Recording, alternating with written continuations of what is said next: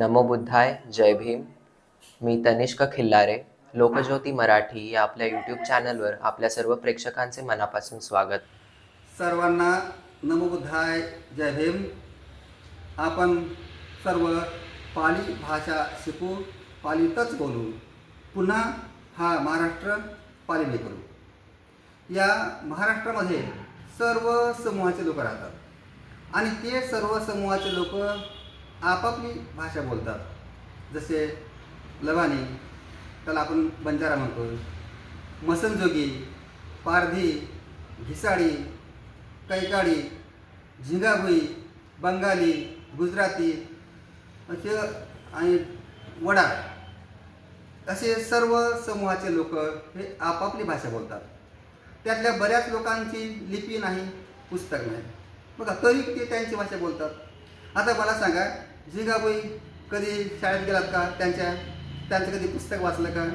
पारधी मसनजोगी त्यांचं कधी पुस्तक आहे का? लिपी आहे का? बाराखडी आहे का? मग ह्या लोकांचं काही नाही, लिपी नाही, पुस्तक नाही, शाळा नाही, कॉलेज नाही, काही नाही, काही नाही, काही नाही, पण तरीही ते बघा त्यांची भाषा बोलतात. इकडे धुळे जळगावमध्ये कोकणी लोक आहेत, आदिवासी लोक, ते त्यांची भाषा बोलतात. महाराष्ट्रातल्या कानाकोपऱ्यातले आदिवासी लोक ते सुद्धा त्यांची भाषा बोलतात. भिल्ल लोक आहेत ते सुद्धा त्यांची भाषा बोलतात. फक्त एकमेव हा समाज डॉक्टर बाबासाहेब आंबेडकरांचा समाज आहे की तोच फक्त त्यांची भाषा बोलत नाही. पाली तिला नाही कोणी वाली असं म्हणण्याची वेळ आली. कारण पाली भाषेचं शाळा आहे, पुस्तक आहे, बाराखडी आहे, लिपी आहे, सगळं आहे. पुस्तकात आहे, शिलालेखावर पण आहे, सर्व आहे. पण तरी शाळा, कॉलेज, पुस्तक, पाटी, पेन्सिल सगळं असूनही पाली कोणी शिकत नाही, पाली कोणी बोलत नाही. आणि डॉक्टर बाबासाहेब आंबेडकरांनी या संपूर्ण जगातील लोकांनी पाली भाषा शिकावी म्हणून त्याला अजिबात वेळ नसताना वेळात वेळ काढून ह्या सर्व लोकांच्यासाठी पाली कशी शिकावी यासाठी पाली व्याकरणचं पुस्तक लिहिलं.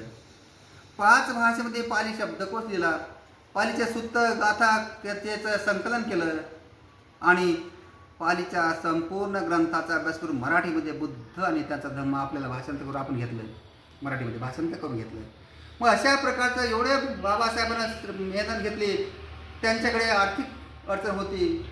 रमाच्या मांडीवर किती मुलं मेलेत, दवा नाही, कपडे नाहीत, आणि मुलं मेले तेव्हा अंत्यविधीसाठी पांढरा कपडा पाहिजे, नवा कपडा पाहिजे, त्यालासुद्धा पैसे नव्हते. ते सुद्धा रमाने अंगावरची साडी फाडून दिली, त्याच कपड्यामध्ये अंत्यविधी केला.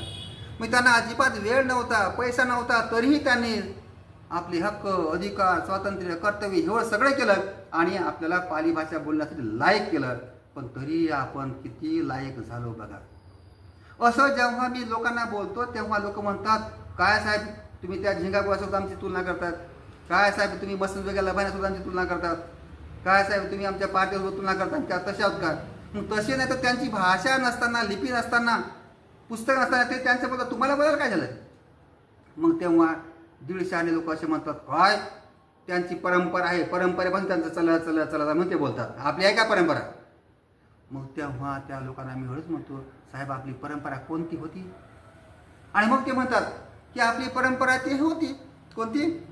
लोंगटी लावायची, भाकरी मागायची, दिवसा गावात जायचं नाही, संध्याकाळी गावात जायची, गावाच्या बाहेर राहायची, ही परंपरा होती. गड्यात गाळेगाव ही परंपरा होती, पाठीला झाडू ही परंपरा होती.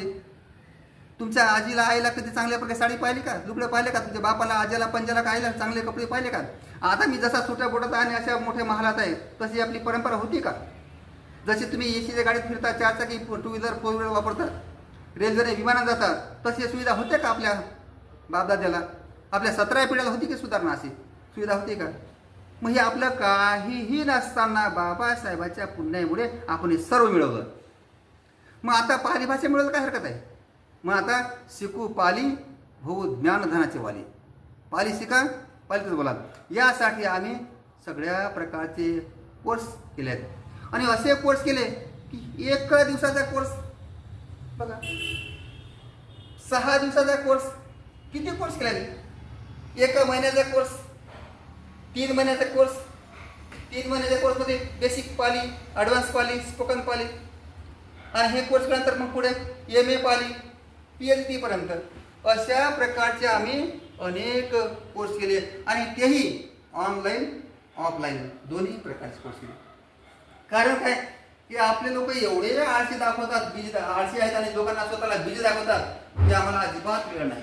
आणि बाबासाहेबांना असं म्हटलं असतं तर आम्हाला वेळ नाही, तेव्हा काय झालं असतं? तेव्हा तुम्ही गटारातले गटारच राहिले असते आणि गटाराचे बाहेर आले नसते. पण तरी आता तरी बाहेर आला तर गटारात जाऊ नका ना. म्हणून शिका पाली हा ज्ञानधनाची वाली. यासाठी आम्ही जे कोर्स केले त्या एका कोर्सची माहिती तुम्हाला सांगतो. काय त्याला पहिला कोर्स, तो पहिला कोर्स असा आहे महाक्रांतिकारी चॅलेंज कोर्स. कोणता कोर्स? महाक्रांतिकारी चॅलेंज कोर्स.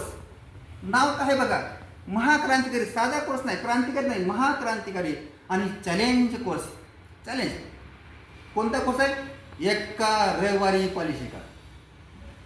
बघा झटका बसला ना. कारण तुमची मानसिकता कशी आहे? निगेटिव्ह. आणि निगेटिव्ह माणसाला, आळशी माणसाला झटका बसणारच. काय साहेब असं असते का? एका दिवसात पाली असते का? अरे बेट्यांनो, त्या कोर्सचं नावच आहे महाक्रांतिकारी चॅलेंज कोर्स. महाक्रांती करा, चॅलेंज स्वीकारा आणि महाक्रांती करा. एका दिवसात एका रविवारी पाली भाषा शिका.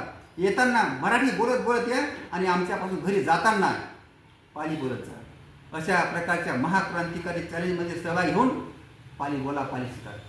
आणि दुसरा आमचा कोर्स आहे कोणता? 6 दिवसात पाली शिका. तो सोमवारी चालू होतो, शनिवारी संपतो. आणि हा एका दिवसात पाली शिका हा रविवारी असतो. नंतर ऑनलाईन ऑफलाईन कोर्स असतात. पण हा एका दिवसात पाली शिका हा चॅलेंज, महाक्रांतिकारी चॅलेंज कोर्स हा फक्त औरंगाबादला असतो आणि लातूरला असतो. तेही हेड ऑफिसला येऊन असते, तो ऑनलाईन नाही. 6 दिवसात पाली शिका तो आपला ऑनलाईन आहे.